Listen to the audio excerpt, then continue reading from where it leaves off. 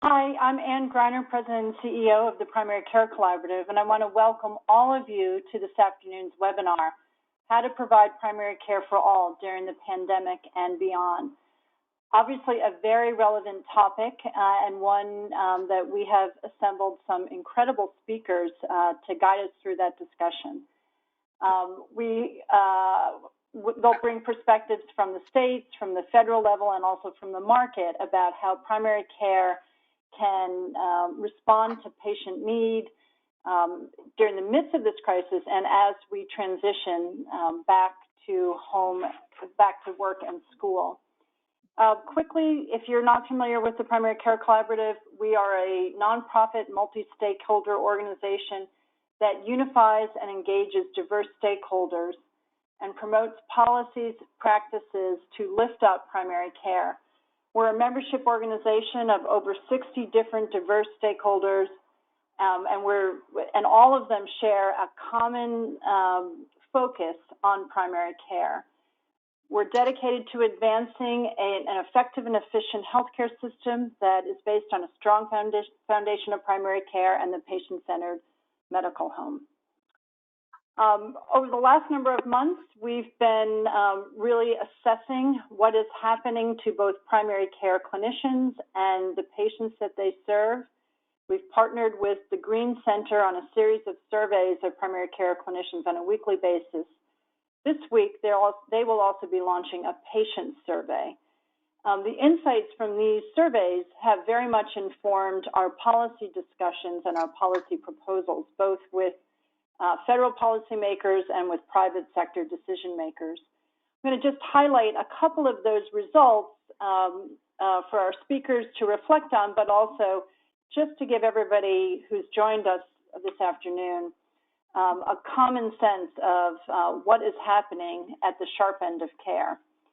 So what we know from surveys, again, that have been fielded on an annual basis, this is our 10th week, is that primary care practices are under severe strain. Our most recent data shows that 20% of primary care practices have closed temporarily. And we know from the business press that many organizations that have closed are beginning to now say that they will not be reopening. We hope that that doesn't happen for these primary care practices, but it certainly is a risk. 70% of them are continuing to see their patient volumes drop. Some of that drop in volume has been made up with telehealth visits and other digital ways of delivering care, but not all, and they are still facing tremendous financial strain. All of this has a tremendous impact on patients. 38% of the primary care clinicians that were surveyed believe that there will be non-COVID-19 related deaths. So not only are people not, getting all the care that they need, the clinicians are concerned that the absence of preventive care, chronic care management, not attending to behavioral health needs will result in patient death, and that is obviously very concerning. We invite all of you who are primary care clinicians to take part in this survey. The survey is fielded regularly on Fridays and closes on Monday at midnight. So please, here's the picture of our website. You can just click the link and take the survey. It takes less than 3 minutes to fill out. We want to make sure that it's not burdensome. All of the results are on our COVID-19 webpage, and we hope that you check them out on a regular basis. We also get them out through the news media and social media. So we're very, very excited to have these three speakers, and I will introduce them in a moment. Let me first go through some housekeeping reminders. All of the lines are automatically muted, so there's hundreds of people, many hundreds of people on the line today, and so you are muted. We ask you to chat your questions into the chat feature. Many of you have already sent questions in advance. We thank you for those. To the panel discussion, we will field those questions, and but you can feel free to send in questions at any time. This webinar is being recorded, and the slides, and there are only a few of them this time, and the webinar recording will be posted in 48 hours.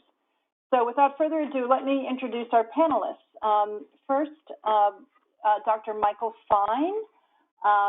It may be known to many of you. He's been associated with the Primary Care Collaborative for some time. He's the former director of the Rhode Island Department of Health and a national leader on primary care.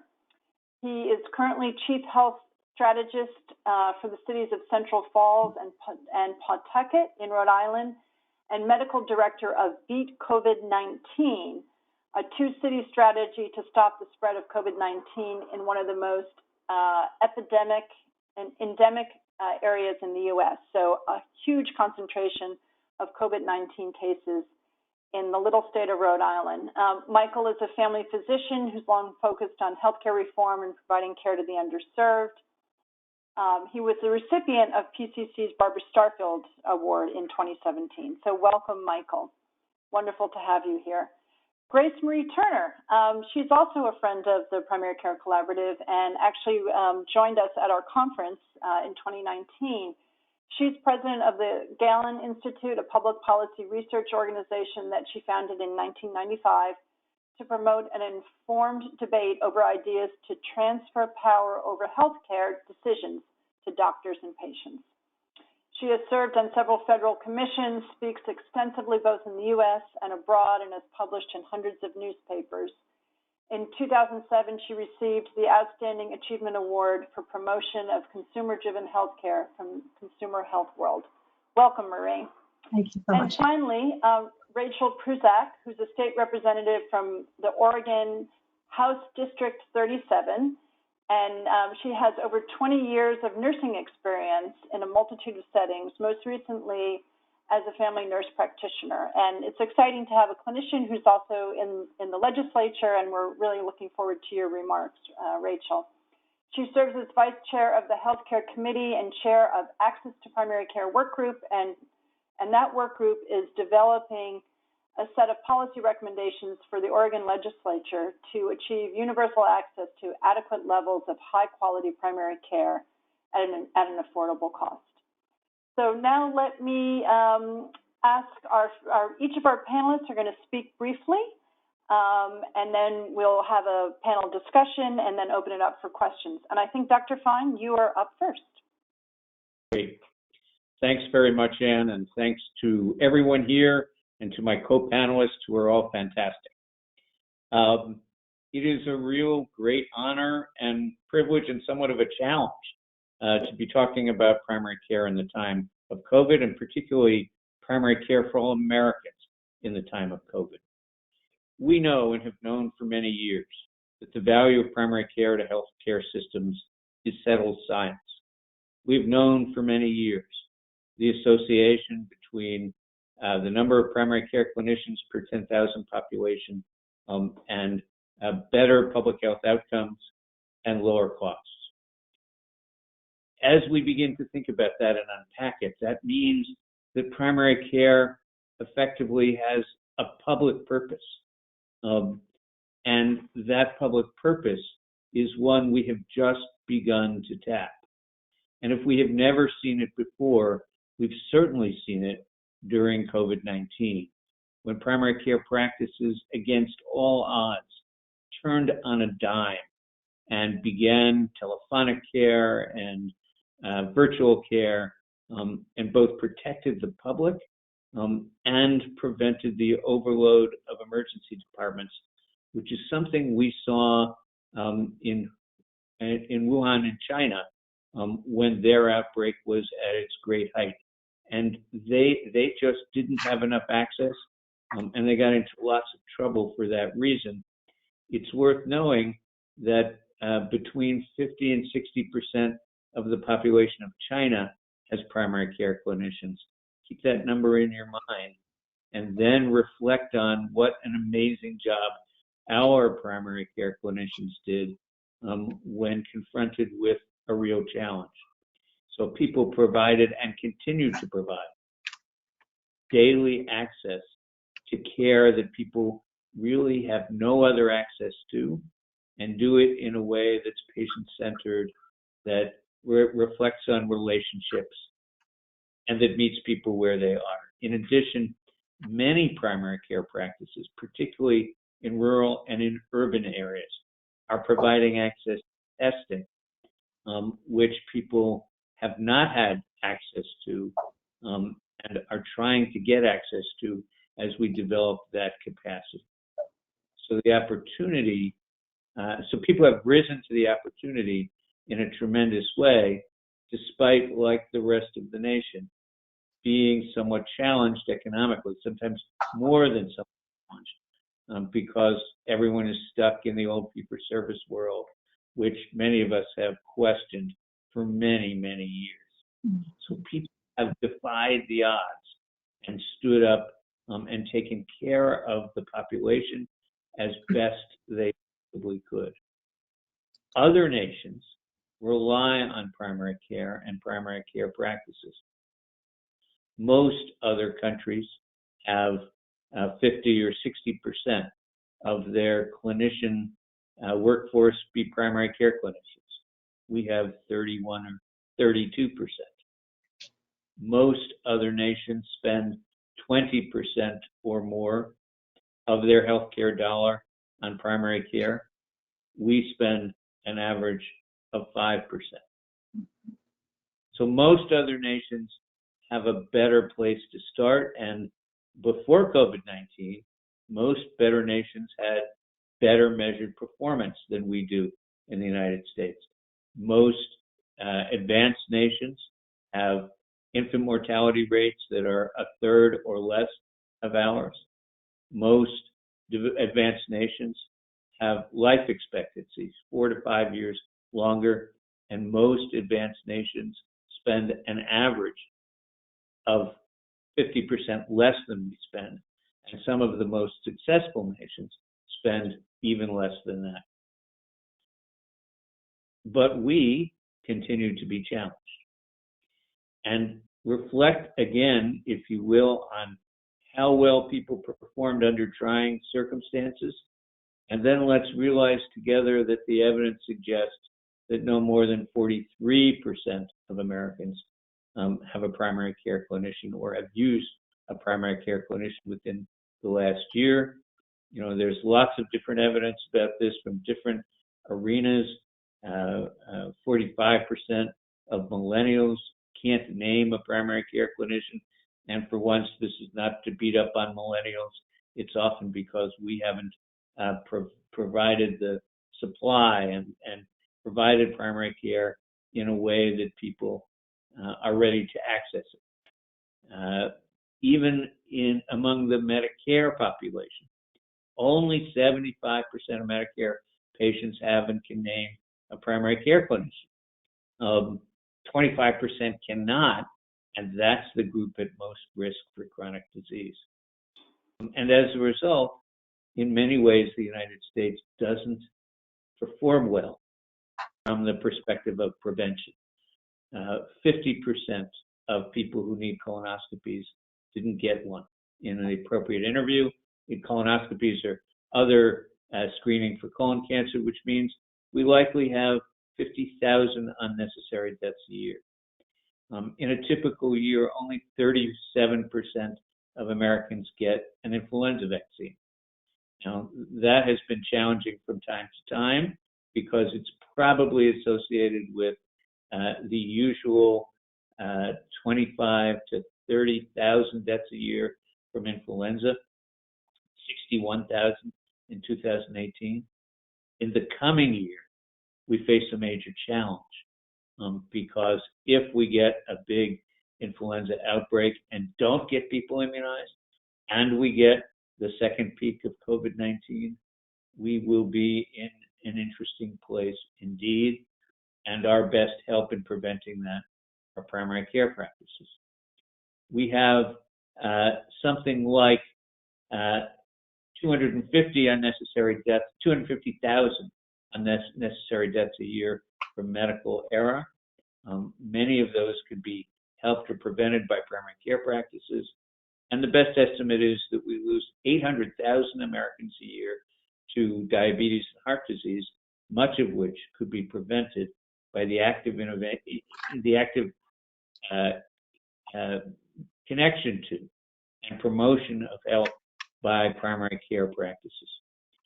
The challenge and the opportunity in the middle of this crisis is not to abandon what has worked, but to strengthen what has worked and provide primary care to all Americans.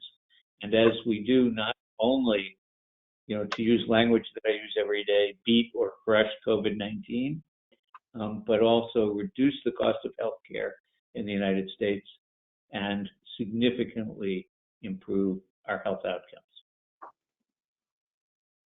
Thank you so much, Michael. And those statistics are sobering, particularly when you think of how we perform versus other high-income countries. And then just the things related to all the conditions and the medical errors. So thank you for your remarks. Grace Marie, I think you're up next.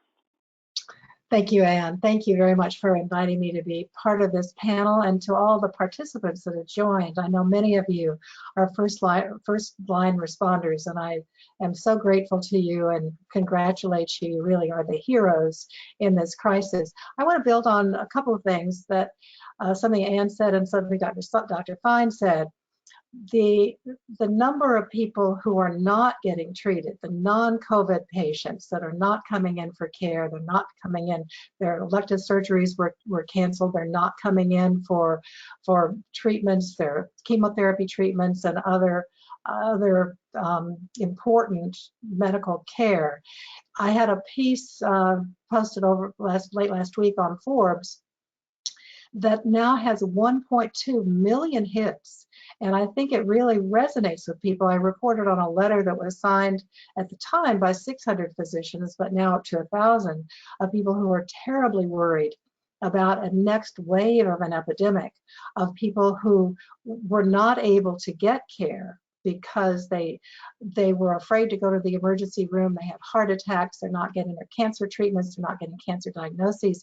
So once again, I think there's going to be another wave of people who need care and have been either deferring care or didn't even know they needed it until they wind up with a crisis. So I think that that's really important to be prepared for. And once again, you are the first line responders. And Dr.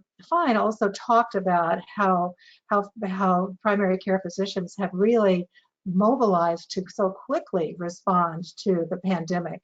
And I think that one of the things that's allowed them to do that is regulatory flexibility. More than 500 state and federal rules and regulations have been waived to allow physicians to see Medicare patients through telemedicine, to have their state licenses recognized in another state so that they can go to surge areas like New York City and without having to get relicensed. Telemedicine, I think, is really having that both be something that can be paid in parity as though it were a regular visit, has allowed people who otherwise might not have gotten care to be able to talk to their physician, and importantly, to find out before they go into a hospital emergency room if they do have symptoms of COVID, to make sure that they are treated properly and they don't just wind up infecting other people. There also, I think, are a lot of privacy issues, HIPAA privacy issues that we need to look at. So while there has been some relaxation of these rules in the pandemic, I think it's going to be very important going forward. What do we need to do to make changes that allow physicians to put the patients first, rather than having oftentimes many rules and regulations in the way? Certificate of need rules are another thing on the list. And I think the importance of secure coverage. One of the things that we have learned in this pandemic is the importance of state and local flexibility. The problems in New York City are very different than the problems in rural Montana or San Francisco or Oregon. And I think it's important to give state and local officials both resources and flexibility to meet the needs of the patients in their areas, and perhaps to allow more flexibility both in delivery of care, but also in payment of care. We've been working on a proposal, the Healthcare Choices proposal, that would build a strong foundation to be able to do that. And then finally, it's clear that one of the important roles of government, perhaps most importantly the federal government, is to be able to gather information so that physicians who are providing care on the front lines have the best information as soon as possible so they can make treatment decisions. Governor Cuomo said yesterday in his daily news conference, he said that all of the information he got was wrong. He was making decisions based upon information that he did not feel was accurate. He said all of the experts were basically, quote, wrong. And I think that what we need most in order to be able to respond, to be able to give you the tools to respond to your patients, is the best information as soon as possible. The CDC's collection of statistics is very antiquated. That has to become a much more of a 21st century data-based and data-driven system, and that's something that we'll be working on as well. Information, flexibility, secure coverage, and also making sure that we're ready for this next wave of patients that are going to be presenting with non-COVID treatment needs, but oftentimes in a much more serious position than they would have been otherwise. Thank you, Anne. Thank you, Grace Marie, and I think you really have highlighted the potential for, a second public health crisis, which is untreated chronic conditions, behavioral health conditions, et cetera. And I think that really is alarming. And your remarks about, really how the federal government has led in terms of some of the regulations related to telephonic parity, telehealth parity. Now the private payers need to get on board as well, so that in this crisis situation, patients are turning to primary care. Primary care clinicians can provide those services without risk of, further damaging their financial condition, because they are providing those services. They are stepping up. They are true professionals to meet those patient needs. At a time like this, it's outrageous to think that they're putting themselves in, financial peril to respond to patients. So we've got to get those parity proposals, consistent across all payers. So thanks so much for that. Rachel. Thank you for having me on the panel, and thank you for being here, everyone. So I wanted to start off by saying what I think primary care is. So as mentioned, I'm state representative, but I decided to run for office because as a primary care provider, I knew that our patients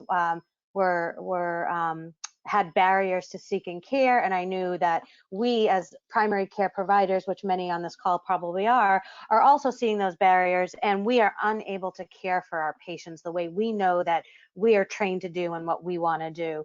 So we went from what was Marcus Welby type model, one physician, which was seen as primary care, and now we are really this integrated care within our primary care system. So I appreciate you also saying clinician, because it's not just physicians providing primary care, it's our nurse practitioners, our naturopathic doctors, our physician assistants, and within that team, because we have so many complex patients, we have our social workers, our clinical pharmacists, our nurses, and our caseworker. And so the barrier to primary care now is our fee-for-service model, because the way that we can be billed is if somebody sees the primary care provider. Meanwhile, the entire team helps us in that care, but unless we are seeing them, we can't bill for them. So moving towards value-based payment and capitated payment away from fee-for-service is what we're going to need to do. Now, pre-COVID, when we would have this discussion, and Dr. Fine joined me at a hearing in the Oregon legislature in a bill that I was trying to pass, is we would have a lot of payers and hospital systems and commercial insurers not be on board with that just yet. Now, Post-COVID, coming from my first meeting that I chaired for access to primary care, that's changed, and it's changed because we're seeing primary care clinics, as you just mentioned, have to close. Because if you are not seeing them, then you're not getting paid. And we know, as everyone just mentioned, the second wave, the third wave, the fourth wave, primary care providers, all of the clinicians that provide care are gonna be the ones that pretty much save the day. And so we can't close. So we have to find a way to make sure the clinics and the rural hospitals stay open to provide the care, because it shouldn't matter where you live, you should be able to access primary care. So I think moving from fee-for-service to the different payment models, what we're going to see happen with less resistance now. And then looking at telemedicine, another bill that I did in the last session that I had a lot of resistance to, and now all of a sudden it's a good idea, is payment parity for telehealth. So there was a lot of arguments against it because it is there to save money, not necessarily increase access. And I would say it's there for both. And if the only way to access your primary care provider because of barriers of transportation, because you're homebound or a rural area, is telemedicine, then we should have had it pre-COVID. I'm happy to see that now it's being respected and embraced, and payment parity is being talked about. And now we'll have to really have those conversations of how long payment parity is going to be post-COVID, and why are we going to have to turn back to what it was pre-COVID. And I think that as long as we know that telemedicine isn't to take place of that in-clinic primary care model with the team, but it's to be in addition to, then we're all going to benefit. Providers who are, burnt out, seeing way too many patients because the fee-for-service model, and patients who have barriers. And with that being said, addressing equity across, rural and urban areas where broadband isn't accessible. Right now we're seeing telemedicine visits being used, but if you live in an area where there's no broadband, you're having issues accessing care and your family accessing education. So when are we going to start seeing broadband as a necessity, like some of our other utilities, as part of this conversation? So, and then lastly, I would just say how I see primary care is everywhere there's primary care, there's behavioral health, and everywhere there's behavioral health, there's primary care. So really looking towards moving fee-for-service model away from that, looking towards how we embrace telemedicine as part of the continuity of care, and how we make sure that we integrate behavioral health. And I think those are the top main things that we will need to address to make sure everybody has access to primary care. And I look forward to the rest of the conversation. Thank you so much, Rachel. And you touched on a lot of points that I think we're going to want to tee up for this group.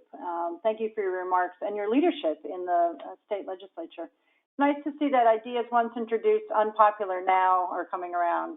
That's a great outcome. Why don't we start with this whole discussion about the payment model? Because we are aware at the PCC, we run a quarterly call with state leaders that this whole notion of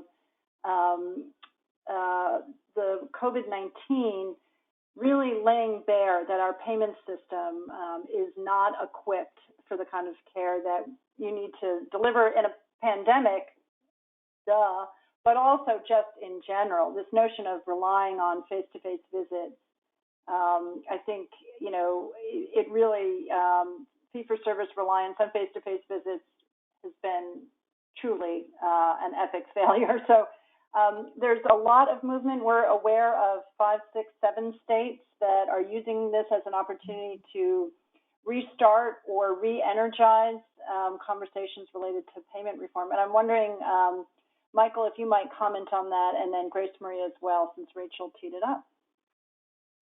Well, thank you. I mean, I think there are multiple opportunities, but part of the movement probably needs to be in the primary care community itself. I think we are pretty stuck on what we've always done, and so we are very cautious about change. On the other hand, as Rachel said, the function of teams is going to be critical to the primary care of the future, as it is to the primary care today. And there's no way to do that, coherently if everyone's trying to send out a fee-for-service bill. It's worse than that. Some of us know that 20 to 40% of primary care overhead goes to the billing process alone, which is absurd in a world where the cost of everyone's primary care is entirely predictable. We know how much it's going to cost per person per year. There is nothing related to the casualty process, to the, fear of one big expense process. We know what it's going to cost, and it just makes more sense to pay for it and then support it so that it's there for every single person. Rachel mentioned the notion of broadband as a utility. I think it's time for us to start thinking about and talking about primary care as a utility that every single person and every single community needs. Thank you. Chris Murray. I was on a phone call last week with several insurance company executives as well as hospital executives and others talking about how they are responding to the COVID crisis.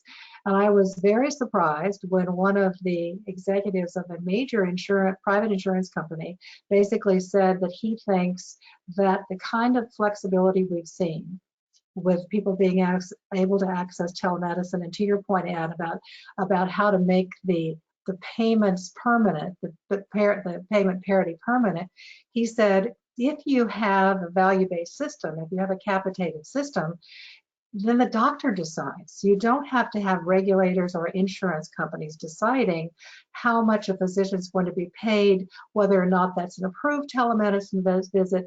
If the doctor's in charge of deciding, yes, I can see this patient through telemedicine, I can, but this other patient needs to come in, and the doctor understands who has transportation issues, etc., then they can make those decisions. And once again, if you put the doctor and the patient at the center of the equation, a lot of other things become a lot clearer. So I think you're going to start to see more of the value-based payment system model, capitated payment, something that people want because they want the flexibility. They want their clinicians to be in charge of making decisions rather than having to jump through so many hoops and rules and regulations that are, as Dr. Fine said, so counterproductive, expensive, and really get in the way of proper patient care. And then finally, I have been very interested in the direct primary care movement, that a lot of clinicians, a lot of physicians are looking at as a way of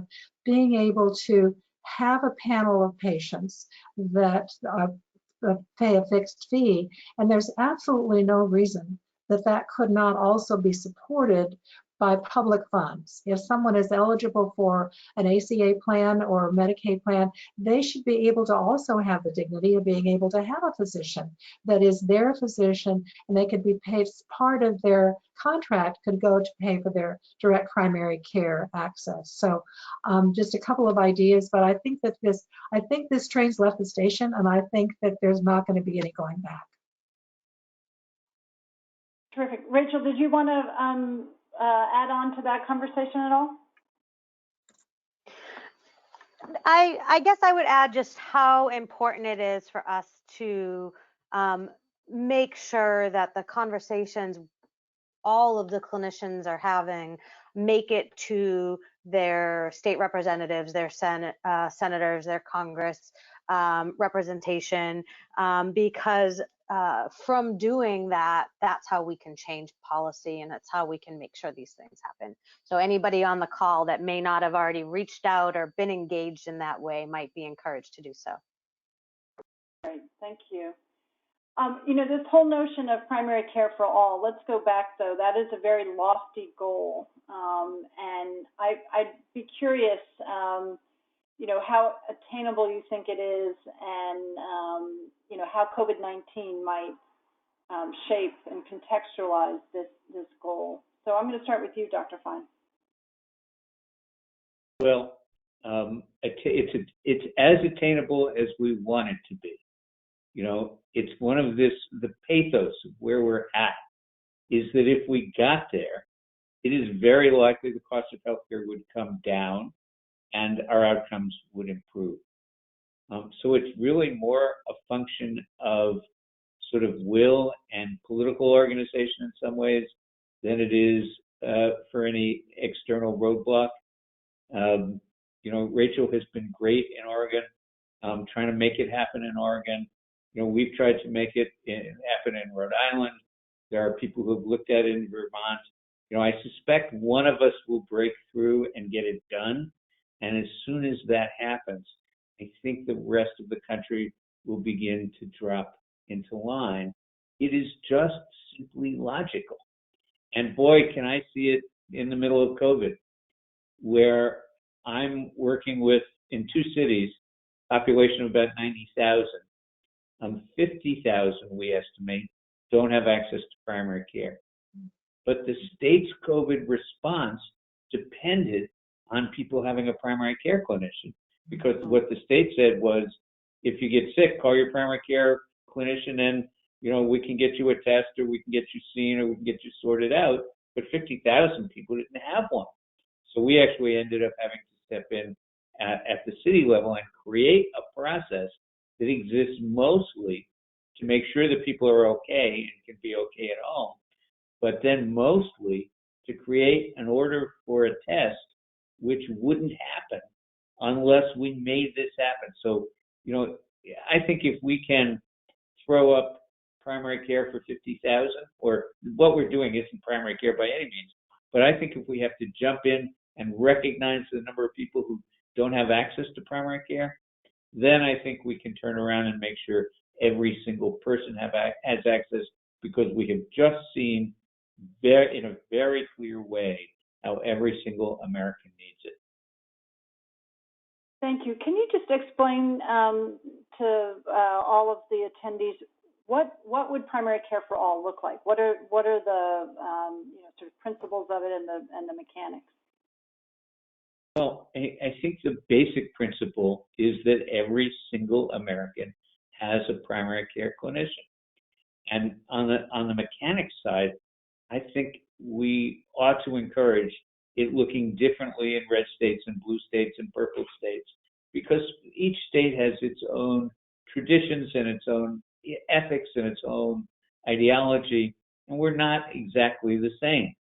So, you know, in Rhode Island, I'd love to see what we call a primary care trust, where we get a basically single purchasing collaborative that purchases primary care for every single person and pays all primary care practices in a capitated way. So primary care practices don't have to deal with 37,000 different insurance companies. In other states, I can imagine a world in which, as Grace Marie said, that public payers like Medicaid and Medicare even pay direct primary care practices as a place to start.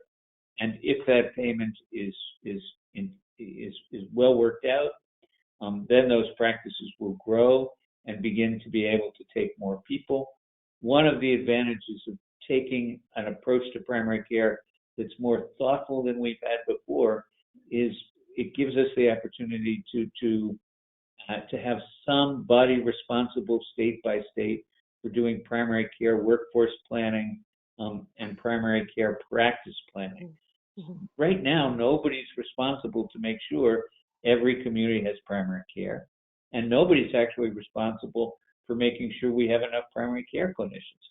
Once you begin to say this is a goal for the state, you can begin to pull together the resources you need to do that planning and organization and create a system where no system has previously existed. And if I could add to that, I would like to. Oh, great. So you had mentioned the political will and how we get there. So in Oregon, we had passed a bill to make sure that payers spend at least 12% of their total medical expenditure on primary care by January 1st, 2023. And so when I presented the idea of the primary care trust, one of the biggest questions that came up was, and I have it here in preparation of something earlier today,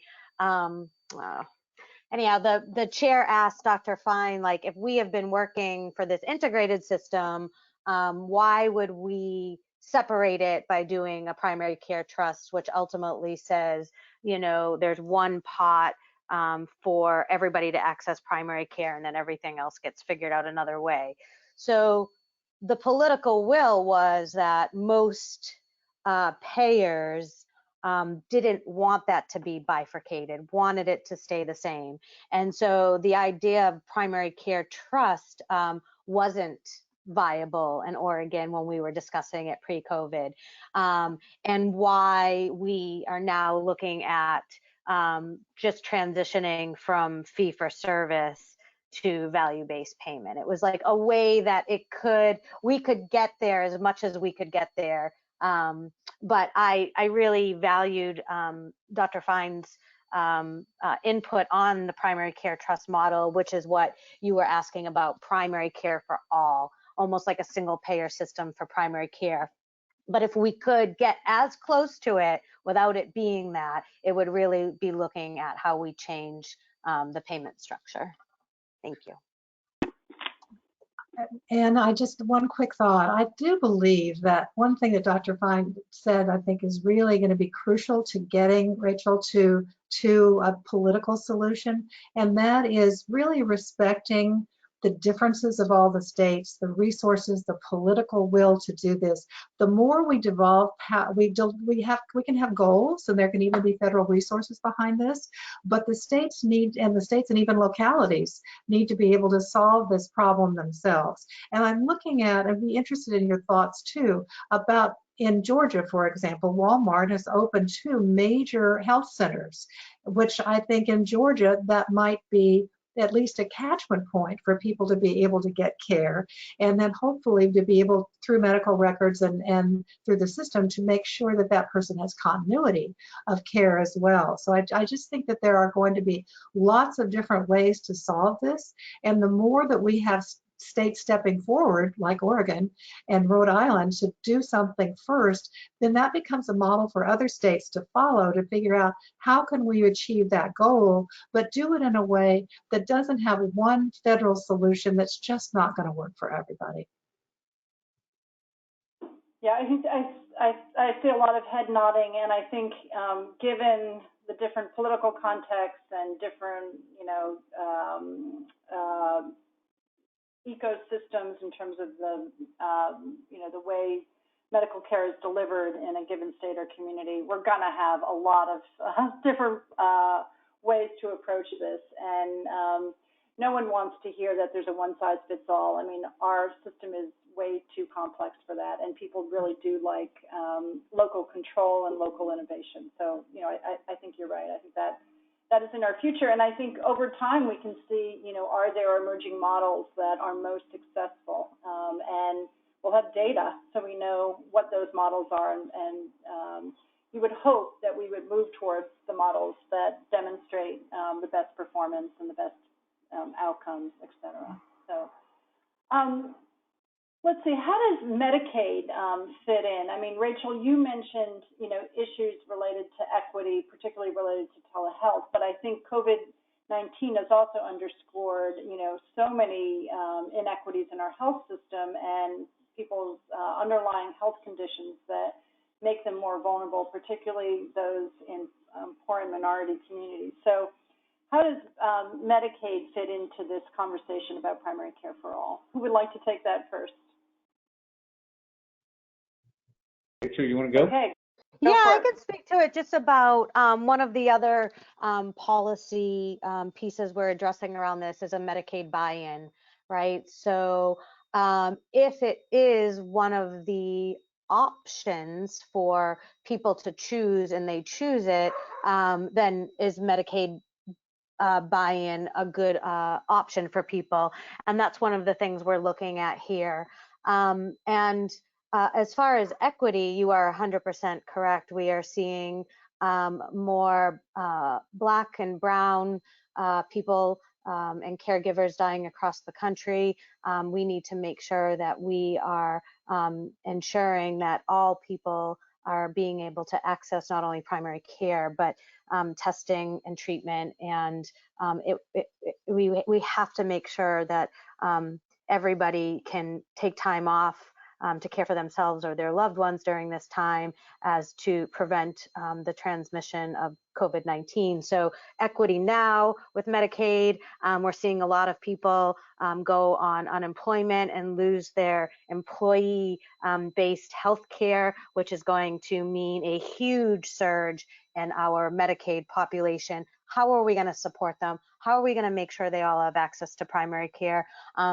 Which is another barrier with primary care, is every time your insurance changes, sometimes that means your primary care provider changes. And we all know that your primary care provider is the person that knows you intimately, knows your family intimately, and the patient trusts them, as opposed to an outsider specialist that they might see once in a while, or someone in urgent care. And if they trust you, they're going to seek you out, and they are going to make sure they get the care that they need. So equity is important now during COVID and moving forward, and that will be making sure that everybody can access healthcare. And then side note, if anybody wants to touch on Medicaid buy-in again, because I think it's a real a thing that states are going to be looking to. Anyone else want to weigh in? Grace Marie, you look like you had something to say. With 72 million people now on Medicaid, this is an opportunity to figure out what do we need to do to also make the program work better. If we have another 10, 15 million people on Medicaid without an increase in the number of clinicians that are available for people to see, that is going to seriously stress the program, and particularly make it even more difficult for the most vulnerable patients to be able to get the care they need. So I think this is an opportunity to really rethink what other opportunities and options are there, certainly to make sure that clinicians are paid appropriately, but also to think about new systems so that people can have more efficient care delivery, better access to care. They don't have to go to a hospital emergency room because they can't find a physician to see them. We've got to really rethink the Medicaid program in order to be able to use it as a platform to help those who really don't have any place else to go. Yes. And I think I can't agree more. I think Medicaid is where the action is going to be. We are used to looking to Medicare to lead how we do payment for all sorts of healthcare services. But this is a moment where Medicaid ought to show the way, because it gives us the opportunity for 50 some odd different experiments, which is one great opportunity. It's in states' critical interest to control costs, because states can't print money the way the federal government can, and frankly too often does, to get itself out of problems. And states really can start to do interesting things as long as they adopt a deep commitment to primary care for everyone. They can show us how to get there. Again, I can imagine some Medicaid programs that pay direct primary care and put wind in the sails of that movement, which is critical because it's so focused on the care of individual patients. I can imagine some states where the Medicaid program moves to a primary care trust and really make sure that they go beyond the managed care world. In the managed care world, there are some places where every patient is assigned a primary care clinician, but then those patients never show up there, and there's no direct connection. A Medicaid program could look at metrics way beyond that and begin to measure the extent to which people have enrolled everyone and have a meaningful relationship. They have the power to do that. And that would lead the nation in the way that Medicare used to lead payers around payment. Thank you for that. Let's open it up to some questions because we've got a lot of them coming in, and many we got in advance. One question is, not sure it's practical for each American to have a primary care doctor. Instead, maybe it would be helpful to have a patient-centered data home in which each person with a chronic condition would have a diagnosis and would be treated, would be attributed to this home. This begs an interoperable electronic record which could be shared efficiently across the primary care home as well as the hospital, pharmacy, and ED, et cetera. So that's an outside-of-the-box concept, not to actually have this relationship with a primary care clinician, more of a data home. I'm curious what you think. Well, let me go first because I think that's an interesting place to begin. Sometimes Paul Grundy, when he talks about the patient-centered medical home, thinks about it exactly in that way. And it's certainly a great place to start. I tend to think that relationship matters. And the relationship between two human beings is the moment of transaction where magic happens and where we can help people get to where they need to be. So, yes, we can have a data connection, but even more than that, I think we need a human connection. Anyone else want to comment on that? Yeah, I agree. I think that it's important for us to have a connection. So I'll take off my state rep hat and put on my family nurse practitioner, primary care provider hat, where I provide primary care, palliative care, and hospice care to some of the most vulnerable members of our society, disabled and elderly. And I know that there's some patients I might just see once a year, and there's some I see once a month. And so I think that it's important to at least once a year have that, whether it's telephonically, whether it's in that patient's home, whether it's in the clinic, but at some point a connection, because you're going to go in and out of an acute condition, a chronic condition, healthy, unhealthy. One of the things I share often when we're in committee is, and we're talking about some of these challenging things, is any day, any of us can wake up tomorrow with a cancer diagnosis, and how will that impact us? So having that touch point at some point so that you stay connected with, but what we see is change of job, change of insurance, loss of job, change of insurance, changing constantly of your primary care provider. And those that have a connection to that team, again, I'll reiterate the healthier outcomes, because that trust and knowing where to go to prevent it, knowing when to speak up before you have chronic conditions that land you sicker and more costly. So if you care about this because of cost, access is more affordable. And if you care about this because, morals, ethics, whatever, again, you're caring for the person. So I think, some people are going to need very little care. Some people are going to need more care, but it's important just to have that structure. And I won't pre-release, but look for the Green Center patient survey this week, because the question is asked about the importance of relationship, and the responses are very high in terms of the importance. And I think you've touched, Rachel, on a lot of the reasons why. We've got a question from Andrew Morris Singer, and I think he wants to know from all of you who are involved in policy making, what's the top thing you think that we're able to do in this COVID environment for primary care, in terms of on the legislative front that we couldn't do before? So maybe just one from each of you. I think the regulatory flexibility to be able to provide people with many other options for accessing care than where there were barriers before.